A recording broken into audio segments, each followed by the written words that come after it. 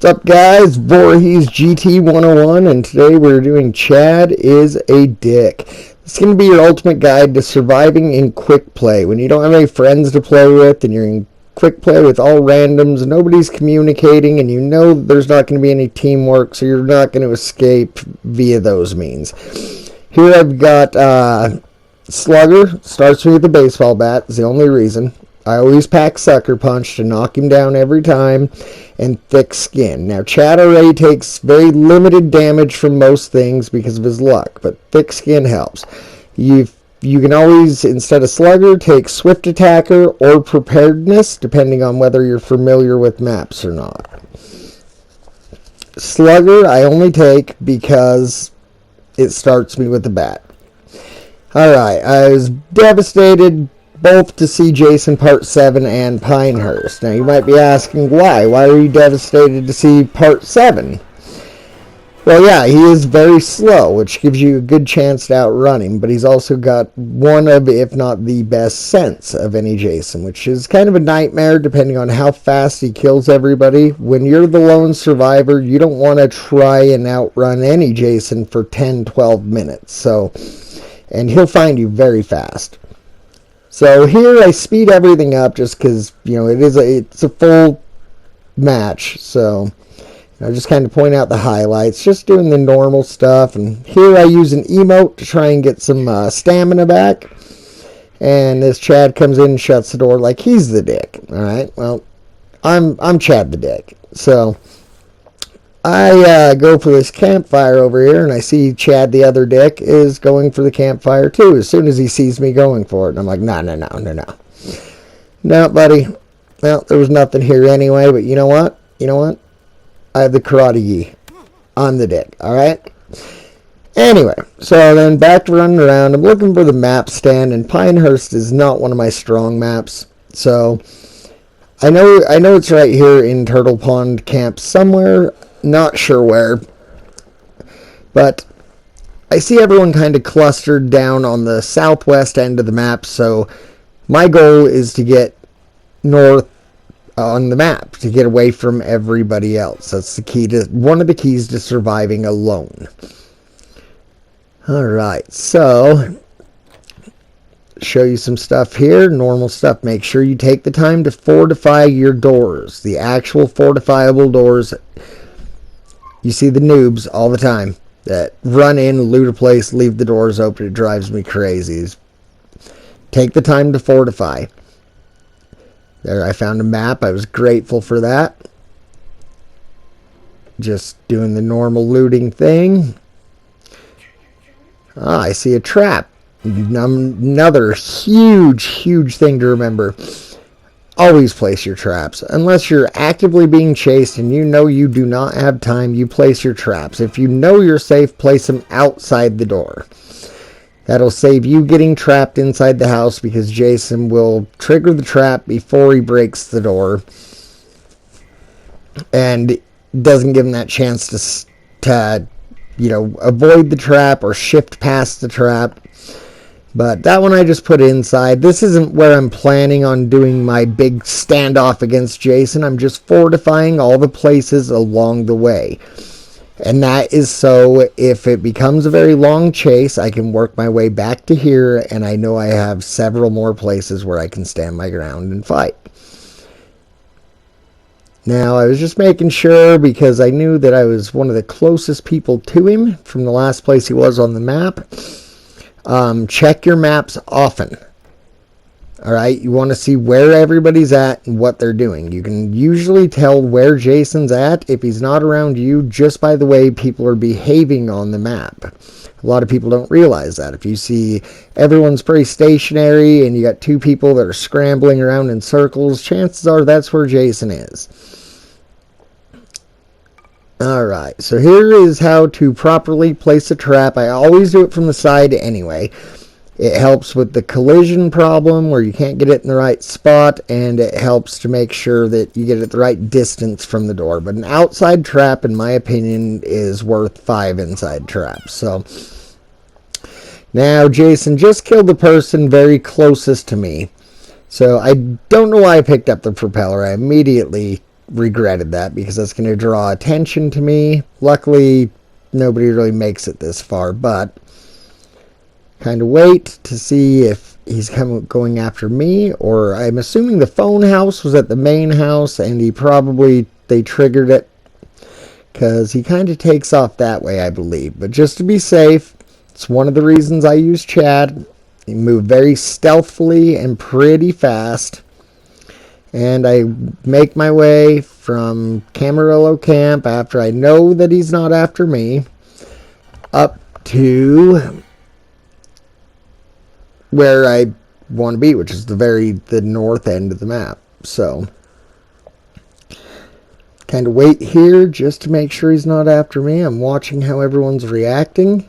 I see them kind of scattering around the main house, and I've got a pretty good idea that that's where he is. So I do take it nice and slow, but I head for where I know in my opinion on Pinehurst, some of the best places for the standoff against Jason is, and that's up here. There's some good places in the main house if you want to do some hiding in plain sight, but always make sure you're checking your campfires. I just picked up a pocket knife, find a health spray here. Nobody'd been up on this part of the map, so this is where most of my fortifying is going to take place, in these 3 cabins here. And this is where I plan on making my stand. Now here I trade 1 med spray for a firecracker. I may not have done that if I didn't have thick skin on, but I know that with Chad and thick skin I can climb through, not jump, but climb through broken windows 5 to 6 times before he'll start actually showing damage. Which is very helpful, because if you're in this kind of situation, especially where I'm planning on trying to use the same 3 houses, he's going to break windows. You're going to be climbing through broken windows quite often. This here is the Holy Grail room right here. This is the room where you want to fortify and make your stand, and there's a reason for that. This is in the very middle of the house. It had an openable window, so I can barricade both sides of the house and watch for which way Jason's coming from. Also, when Jason does come after me, he has to make it at least a third of the way into the house before he finds me, which means by the time I bail out that window, he either has to turn around, walk back out, and shift on me, or use his morph and his shift to catch up to me, which is pretty devastating for Jason Part 7, especially the shift that does not come back fast, and that's really his only way of accurate travel at any speed. So all of this I kept in mind. So now I pretty much got everything just looted, and this is my little hiding spot, and I'm waiting for Vanessa to drop off the map and Jason to find me. It's pretty much, there's a little bit of a clip here. I've got it's all sped up. But yeah, just keep checking to see. Yep.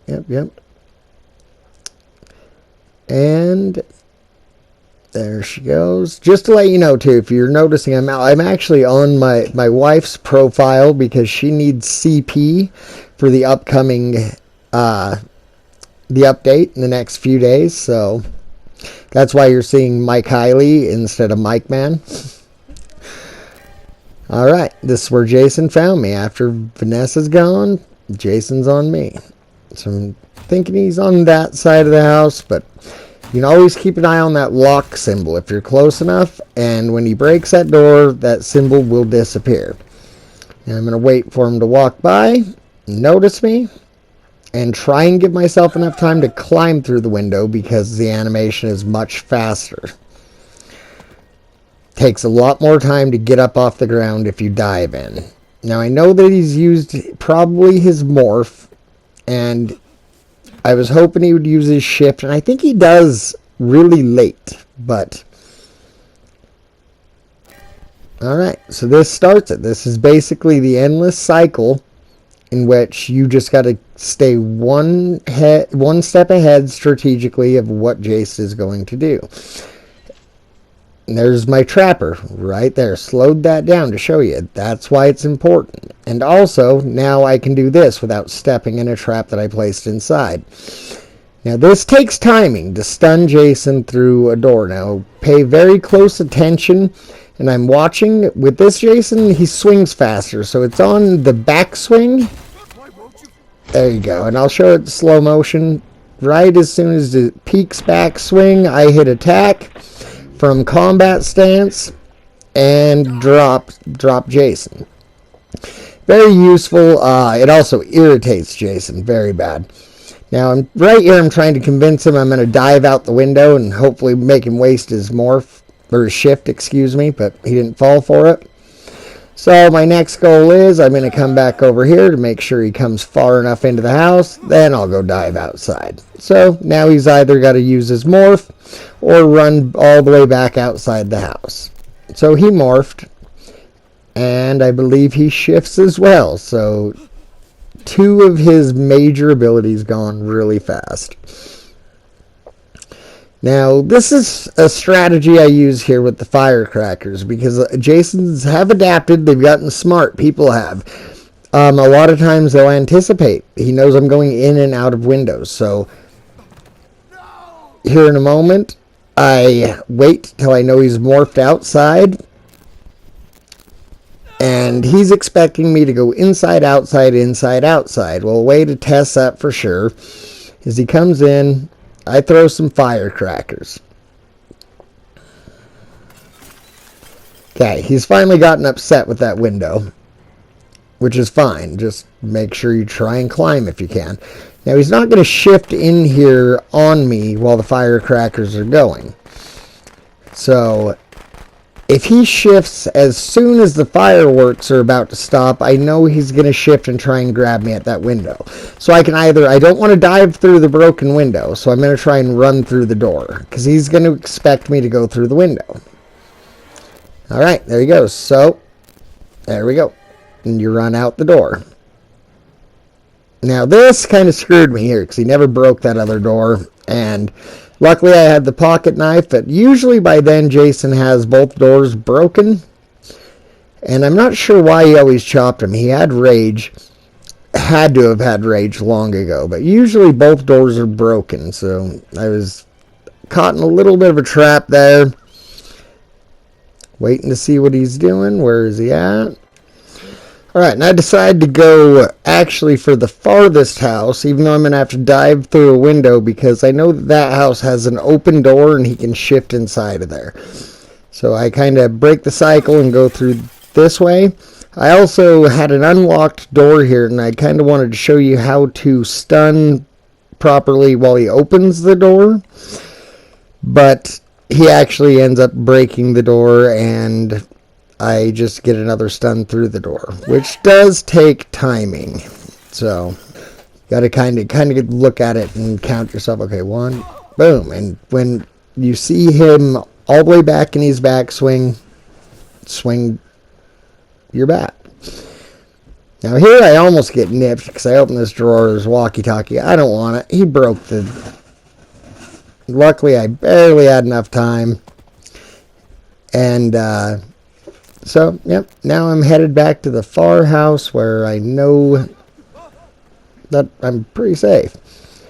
He hasn't started his shift yet, so I got time to climb in, saving me a lot of damage. If you dive through a broken window, you're taking a lot more damage than if you climb. And the higher your luck rating, the less damage you take when climbing through broken windows. So Chad can do it almost without being hurt. But this is pretty much it, guys. I mean, I'm just basically trying to anticipate his moves before he does them. And troll him out to the end of the match. This is how you play Chad the Dick. Alright? And it is too, believe me, that Jason is angry. If this Jason wasn't the host, he may have quit even though he had other kills and would have got plenty of points. So I'm waiting here because this is another hide in plain sight spot, a good place to stun him from. But there you have it. That's how you win with Chad's a Dick method. Well, guys, I hope you enjoyed. It's been Voorhees GT 101. Make sure you throw down a like, subscribe. I want to comment. Let me know what you're thinking, and we will catch you next Friday.